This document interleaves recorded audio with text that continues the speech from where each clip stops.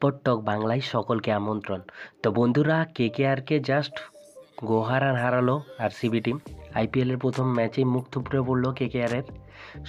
কোহলি ঝড়ে কিন্তু অনেক টোটাল উড়ে গেল কেকেআর যাকে বলে।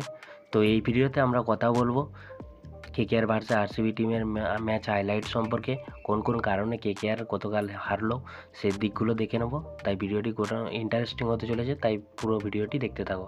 আর আমাদের চ্যানেলে প্রথমবারের মতো এসে থাকলে চ্যানেলটিকে সাবস্ক্রাইব করে পাশের বেল আইকনটি প্রেস করে দিও। টসে জিতে প্রথমে কিন্তু আরসিবির ক্যাপ্টেন রজত পাতিয়ার প্রথমে ফিল্ডিং নিয়েছিল, এটা একটা ভালো সিদ্ধান্ত ছিল। তো সেখান থেকে কেকেআর প্রথম ব্যাট করতে নেমে 4 রানের মাথায় কুইন্টন ডিককে হারায়। হ্যাজেলউডের দুর্দান্ত ফার্স্ট ওভারে কলকাতা প্রথম ওভারে 4 রানে 1 উইকেট হারায়। সেখান থেকে কিন্তু ক্যাপ্টেন অজিঙ্কা রাহানে এবং সুনীল নারিন দুর্দান্ত শুরু করেছে।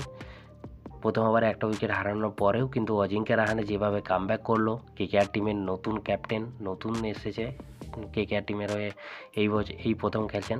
তো দুর্দান্ত খেললো অজিঙ্কা রাহানে যাকে বলতে হয়।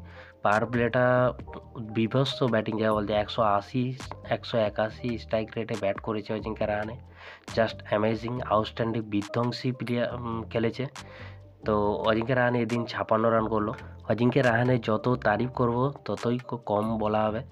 দুর্দান্ত খেলেছেন, একমাত্র কেকেআরের 50ও তিনি মেরেছেন। তো তার সাথে কিন্তু নারিনও খুব ভালোই শুরু করেছিল এদিন।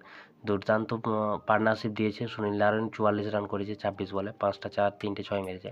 তো প্রথম ওভার থেকে 4 রানে 1 উইকেট হারানোর পর থেকে কিন্তু নারিন আর অজিঙ্কা রাহানের 100 রানের পার্টনারশিপ হয়েছে। 9 ওভার, মাত্র 9 ওভারে 100 রানের পার্টনারশিপ দিয়েছিল।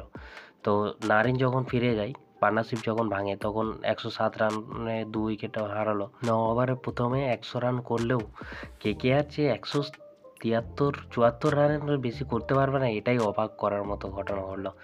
Total middle order flop. Venkateshwar 6, Rinku Singh 12, Russell 4, Ramandeep 6। অর্থাৎ যে ফিনিশিং মিডল অর্ডার থেকে কেকেআরের ফিনিশাররা টোটাল ব্যর্থ হয়ে দিন। ভেঙ্কটেশ্বর আয়ার, রিঙ্কু সিং, রাসেল, রমনদীপ টোটাল ফ্লপ মারলো, যার কারণে কিন্তু 174-এর বেশি কেকেআর করতে পারলো না।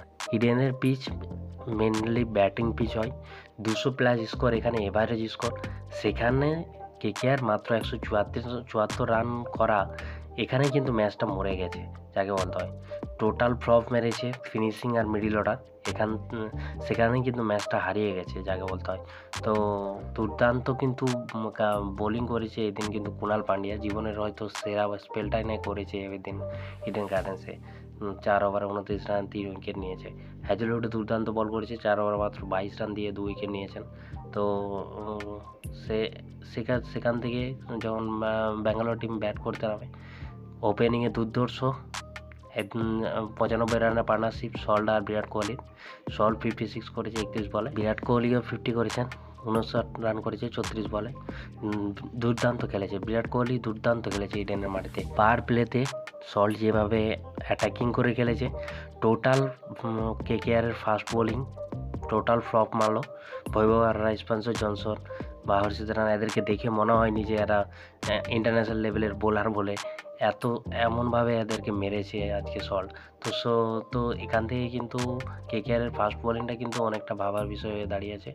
পাওয়ার প্লেতে যেভাবে অ্যাটাকিং করেছে, ফিলিপ সল্ট যেভাবে অ্যাটাক করে খেললো, সেখান থেকে 8 ওভারেই 90 রানের প্লাস স্কোর হয়ে যায়।